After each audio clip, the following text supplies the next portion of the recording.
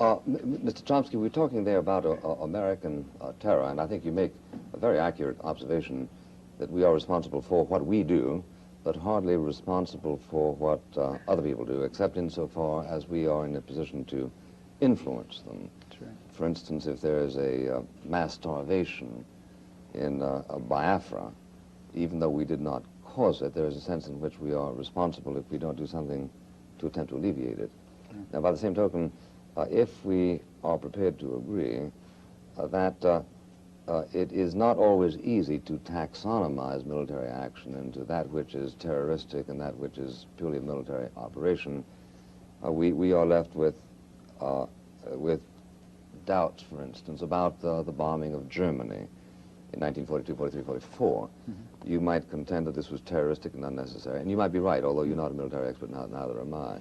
But I think there's a point to that. Yeah, but I do judge that even if we all agree that what we did in Dresden was inexcusable, as a moral question, it's got to be understood in context of what was it that brought us to Dresden in the first instance. Absolutely. And what brought us to South Vietnam in the first instance, in my judgment, was clearly an uninterested, or I should say disinterested, concern for the stability and possibilities of a region of the world. What period do you feel that we had this disinterested relationship to Vietnam? Right now. No, at what period did we have it? Did it begin? Let's say 1951, for example, when the State Department bulletin points out that we must help the French reconquer their former colony, and we must eradicate all Vietnamese resistance down to its last roots in order to reestablish the French in power. Was that disinterested? To increase my vulnerability, I wish we had helped the French.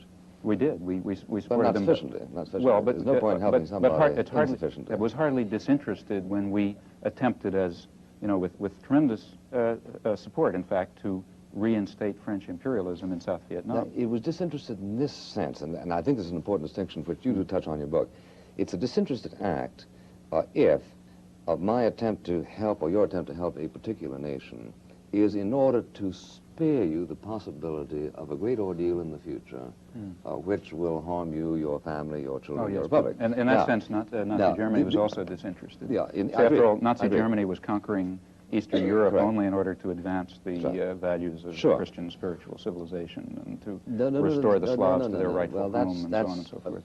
Totally disinterested. Look, I follow you. But if you want me to pursue that digression, I will. Okay. But let's suspend it for a moment. Okay. I'm distinguishing that kind of disinterestedness between the kind of... but that's not a kind of disinterestedness. You see, that's something which includes as a special case every case of military aggression and colonialism in history. It's all disinterested in your sense. Well, all right, let me simply rest my case by saying that there is an observable distinction by intelligent men between a country that reaches out and interferes with the affairs of another country because it has reason to believe that a failure to do so will result in universal misery, and that country which reaches out and interferes with another country because it wants to establish Coca-Cola plants there and chase national banks and whatever and exploit it. Now, that is an observable It's a conceptual well, let's distinguish between a conceptual distinction and a factual I'm prepared distinction. to do that. All right, it is a conceptual distinction, but in actual fact, the history of colonialism shows that these two motivations can coincide.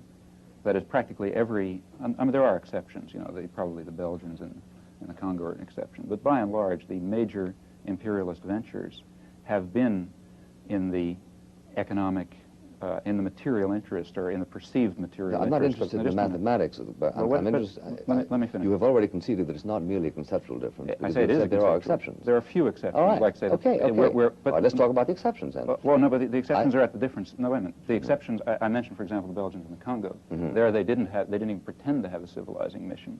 There, it was pure material self-interest. These are the exceptions. There are, as far as I know, no exceptions on the other side.